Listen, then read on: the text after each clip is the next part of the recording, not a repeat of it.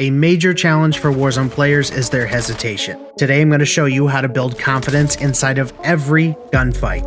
Every kill you're about to see was decided before the gunfight started. Not by cracked aim, not by luck, but by information, timing, and positioning. This breakdown isn't about running at red dots. It's about reading the map, trusting your intel, and applying pressure when the fight is already yours.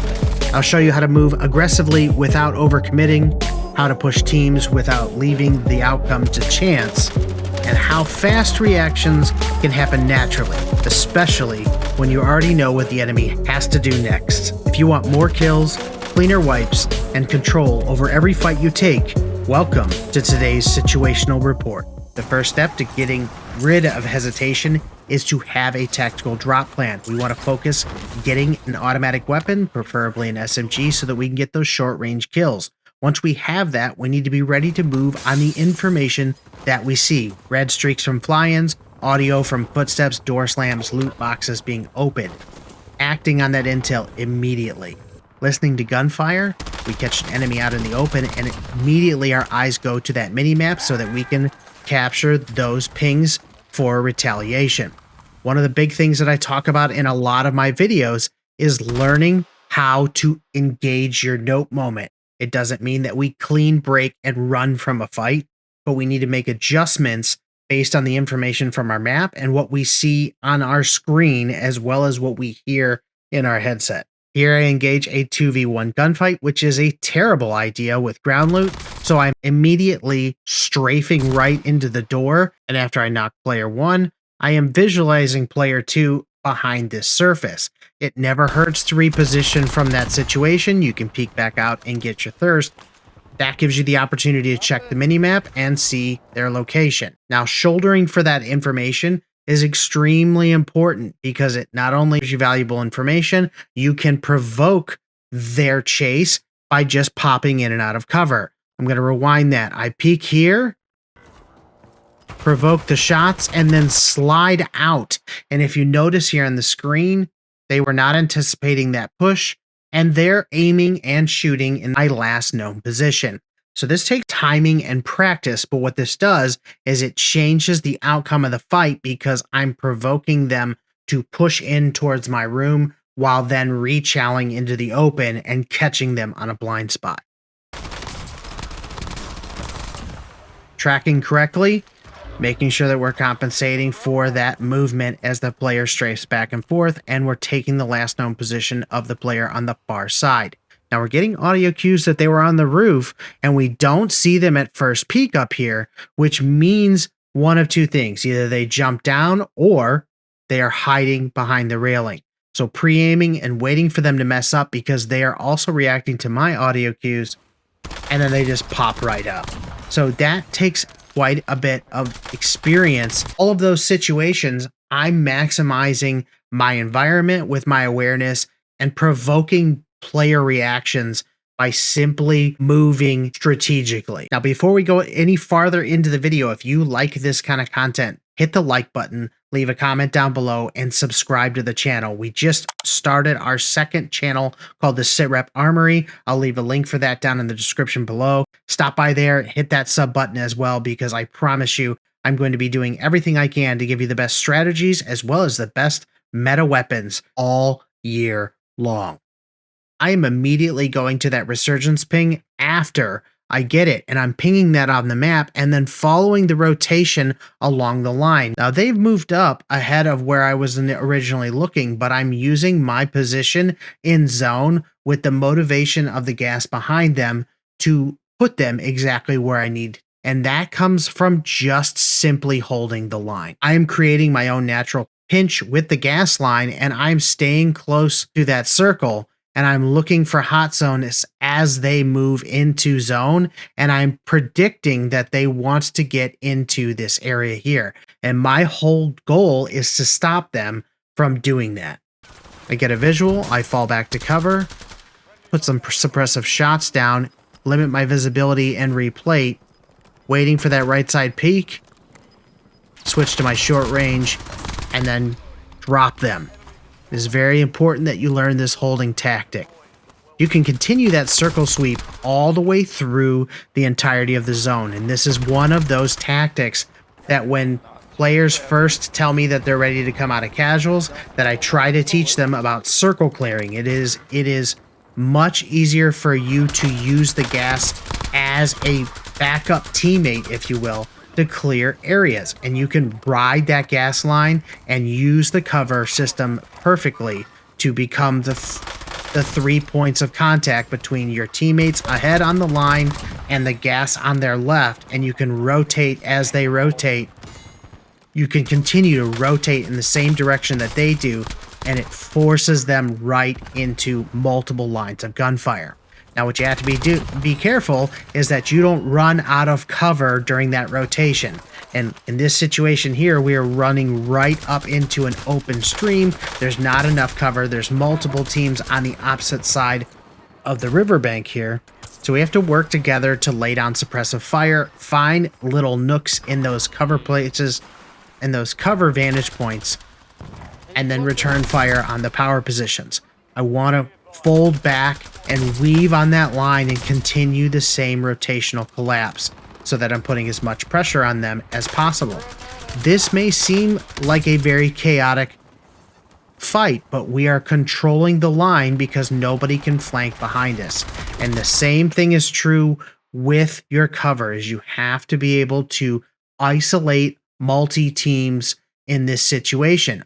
But there is the enemy that I'm fighting as well as enemy 2 and 3 in this situation. Now, in this Crossfire situation, I have a line of sight on this player thanks to the porta potty, and I'm able to shoot in this direction.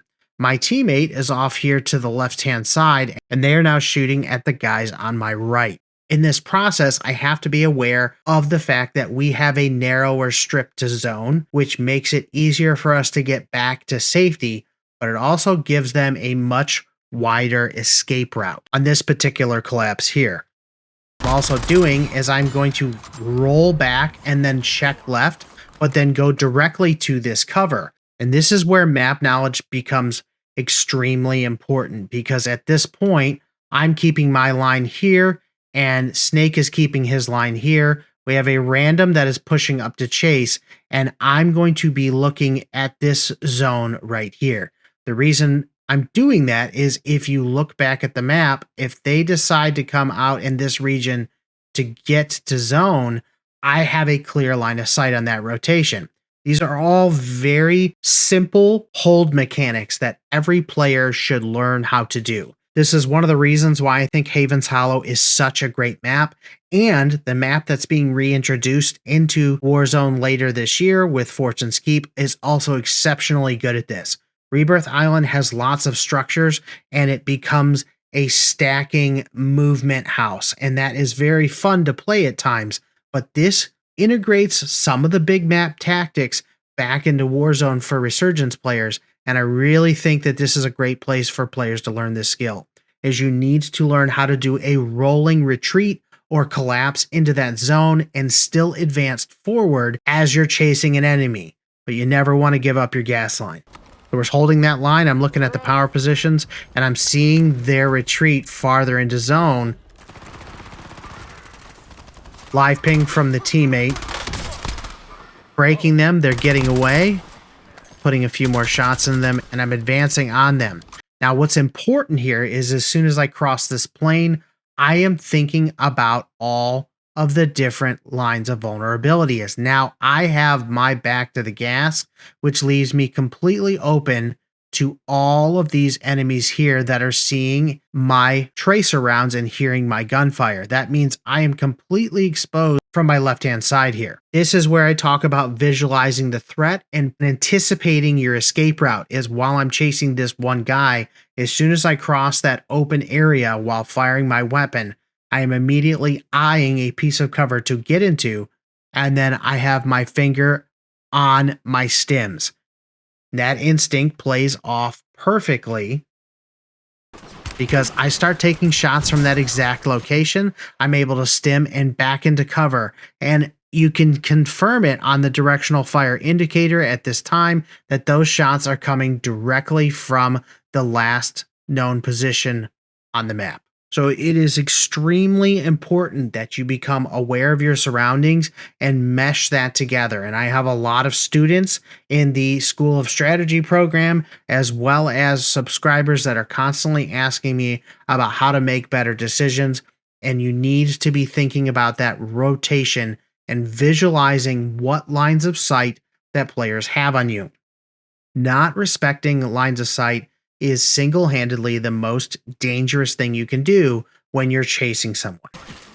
So I'm going to back off that fight. They're grouping up to my right here, and then I'm rotating away from that. Taking a moment to bring in that information and turn it into a defensive position. So I've drawn them this way. I'm finding a new rock, and I'm eyeing two different players. I'm able to thirst one out, reload back into cover, and that's the beauty of having the foresight to use that cover correctly, is you now have a safe place to re-engage multiple enemies. Swinging over to the buy station, we're going to get more information through the UAV and get some plates. Skipping ahead here into lumber, we move on down to multiple enemies on the roof. Now they have a power position and we are getting away from that. But right in this exact moment, I am now once again thinking about the late game. And there's a lot going on here on the screen. We have multiple enemies in this vicinity here. We have a fly-in right here that's going towards the boat. And I also have a bounty as well as a dot on my mini-map to our right. So there are a lot of vulnerabilities. And if you look at where we are on the clock, or the final pie, we are also in the bottom left of this circle. Now in 18 seconds, we're going to get a next circle collapse. And statistically speaking, it's going to go in this direction. Why I'm explaining all of this is we could easily get distracted by these players here at lumber and lose the plot, which is we need to get into the center of that pie, which is over here at boat. So there's a lot to unpack here, and you need to think about this when you're prioritizing your decisions in game. Is 18 seconds left before circle collapse, we could then easily become the hold from boat, bridge, or main street, and that is very, very dangerous. So I'm going to show you what we do here. So we're going to move in and see if we can get some kills, because again, hesitation is just going to make us miss those opportunities. I'm going to try and climb to the roof. I see multiple on there. I'm going to back off, go to the bottom, and wait for one of them to mess up.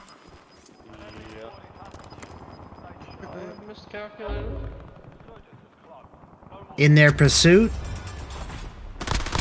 they've pushed down. Now we've waited for our bounty to rotate back towards us, and we're using all of these lines of sight to remove that threat from our backside before we rotate up. And this is where the patience is very important, is we don't want to push up on the boat if the circle ends up pulling our direction. We also have a buy station for endgame, and we're purchasing UAVs and precision airstreaks. I'm holding down the right lane, but I'm waiting for that collapse, shutting down any remaining players that are in the area while maintaining my cover. We do not get the pull, so now it's time to rotate, and it's very important that we do so strategically. Multiple pings on the mini-map, and this is where I think it is very important for you to get in the habit of opening that map at the end game, because we are getting valuable pieces of information at this time. We have no man's land. We have a team that has to rotate, as well as a much healthier team at this point. Now, I know that I draw this out, but I really want you guys to see what I'm thinking and how we make great decisions. In this situation, if we are to go directly into zone, we lose out on a very valuable tactic here. This long lane gives us all the visibility on their crossover. So we're going to go there first to see if we can get some shots on them as they cross over before we have to fight the final enemy. And what I'm already predicting here based on this circle is that if I was the team on the boat, I would be taking high ground and shooting down on this crossover as well as this crossover. So the last place that I want to be is in this open area that is going to have a clear line of sight on the entire dock. So to summarize, I want to get to here where I have a perfect line of sight with this boat, as well as get those free kills on the crossover if possible. So I'm going to be checking the top of those buildings, looking for distant gunfire, marking that for my team, and then I'm going to patiently wait because I have left side protection from this wall, and I have all the opportunity to get ahead of this enemy. We already have 2 teammates on the walkway as well. Snake's moved up to pressure. He's able to take one out, and I'm patiently waiting. Notice I'm also missing all of those streaks that the enemy's putting out there for me. I'm able to break one, put more pressure on them as they come in, and now I am exactly where I want to be. Now the final pull comes in our direction, which gives us the opportunity to hold all of these lanes in circle, and I'm looking directly at the steps and the banisters, which you can completely shoot through. I'm not negating the dots I'm seeing on the map, and I'm watching the right side. If they were to try to get away, I see 2 on the left and 1 on the right. Spot him finally down on the bottom. I'm able to take him out. Looking back at the top, and my team has already handled the left side. The number one thing I want you guys to take away from this video is stop letting aggressive gameplay get in the way of you making good decisions. Be aggressive with your positioning and selective with your targets. Keep building, keep adapting. Sit rep out.